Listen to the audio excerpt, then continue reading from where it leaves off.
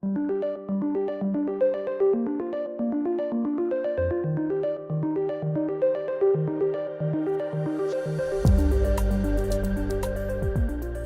employees are responsible for the winter operations on Highway 407, and as such they often will drive 500-600 kilometers in a 12-hour shift during the absolute worst weather conditions possible, because it's their job to be out there and to keep the highway safe for our customers. Well, it's improve awareness for drivers. We're learning a lot of new skills today, a different type of awareness and looking at things as drivers. A lot of the things, the problem is we don't know what we don't know as drivers. We all think that we're better than we actually are. So we're changing some of those myths and misconceptions today and teaching drivers a whole new different awareness and level of skill set. Looking at what could we do to help reduce their risk and our corporate risk as well.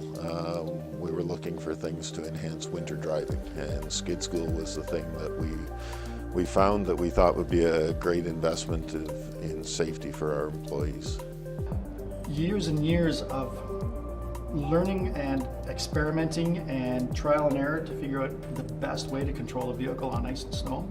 And we developed skills and techniques that were transferable again to driving on the street, simply because we were learning the best way to control the vehicle in extremely limited traction conditions.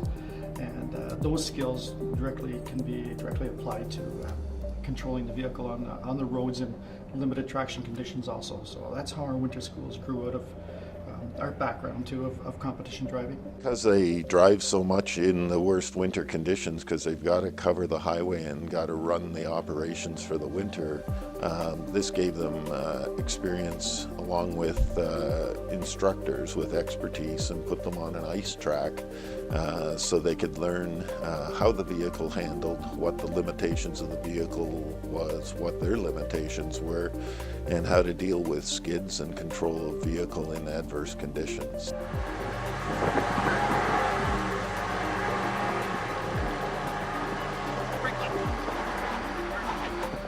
The corporate world is starting to realize that with their obligation to the Occupational Health and Safety Act, they need to make sure that their employees are always safe within their working environment. And what they finally come to realize too is that for many of them, their working environment is their vehicles, whether it's going to and from job sites or actually right on the job. Through groups like the Ministry of Transportation, the Ministry of the Environment, Ministry of Natural Resources, 407 ETR, and many other corporate groups, they realize that because their employees are spending a lot of time behind the wheel, that they need to be safer, and the education that they acquired through a regular driving school to obtain their MTO driver's license wasn't nearly good enough to keep them safe on the roads. So that's where we've stepped in and upgraded everybody's skills to make them as safe as possible while they're doing their jobs and while getting to and from work. Well, teaching drivers how to use their feet a little bit differently and transitioning from pedal to pedal, how to use their hands differently on the steering wheel. Most drivers do way too much with the steering wheel. We're all busy hands, arms and elbows. So changing our techniques, simplifying our steering, those are some of the things that the students are taking away from today.